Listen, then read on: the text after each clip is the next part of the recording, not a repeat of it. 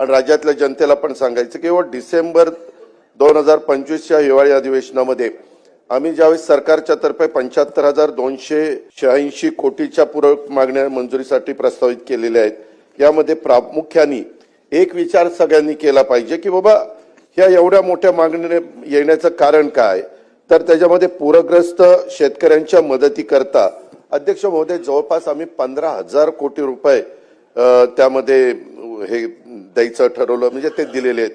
मुख्यमंत्री बाईराजा वीज सवलत मध्ये जवळपास 9,000 कोटी रुपये आम्ही ऍडिशनलचे द्यायचं त्याच्यामध्ये ठरवलेलं आहे. आपल्याला सगळ्यांना माहिती आहे की 12 वर्षांनी कुंभमेळा येत असतो, सिंहस्थ कुंभमेळा, त्याला 3,000 कोटी अध्यक्ष महोदय त्याच्यामध्ये आम्हाला द्यावे लागले. आणि सभागृहाला माहिती आहे की महात्मा ज्योतिराव फुले जनआरोग्य योजनेच्या वाढीव व्याप्ती दोन्ही बरेचसे सन्माननीय सदस्य म्हणायचे की काही आजार त्याच्यामध्ये तुम्ही अंतर्भूत करून घ्या, त्याची व्याप्ती वाढवा. उपचारमध्ये अंगीकृत रुग्णालयासाठी सुमारे 900 कोटी रुपये आणि संजय गांधी निराधार ह्याही सगळ्याच्या करता निधी हा जास्तीचा ठेवायला लागला. चालू वर्षी देखील अध्यक्ष महोदय पुरवणी मागण्यांमध्ये तरतूद केली असली तरी उत्पन्नाचे स्रोत वाढवण्याचं देखील मुख्यमंत्री, दोन्ही उपमुख्यमंत्री आणि मंत्रिमंडळाने ते ठरवलेलं आहे. शासनाचा तशा प्रकारचा प्रयत्न राहणार आहे.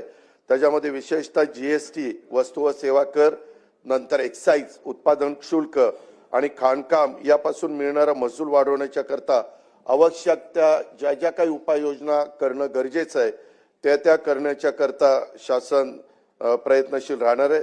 याशिवाय अध्यक्ष महोदय संसाधनाच्या क्षमतेचा पूर्ण वापर करून त्याच्यामध्ये वित्तीय शिस्त लावून सुधारित आपल्याला अंदाजातून राजकोषीय तूट स्थूल राज्य उत्पन्नाच्या 3% मर्यादेतच आपल्याला ठेवायचा आपला प्रयत्न आहे.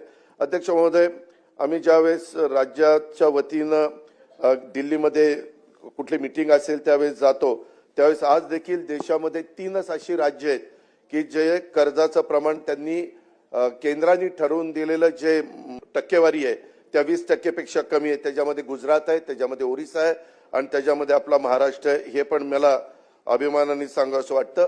आणि बोलत असताना काही जण एकीकडे म्हणतात दिलं पाहिजे, एकीकडे म्हणतात 9 लाख कोटीचं कर्ज झालंय, परत म्हणतात नाही अजून 2 लाख कोटी कर्ज काढा, काय बिघडत नाही, परंतु पैसे देऊन टाका. असं नाही, काही त्याला आर्थिक शिस्त ठेवावी लागते आणि त्या सगळ्या गोष्टीचा साकल्याने विचार करून हे महायुतीचं सरकार अध्यक्ष महोदय त्या ठिकाणी काम करतंय.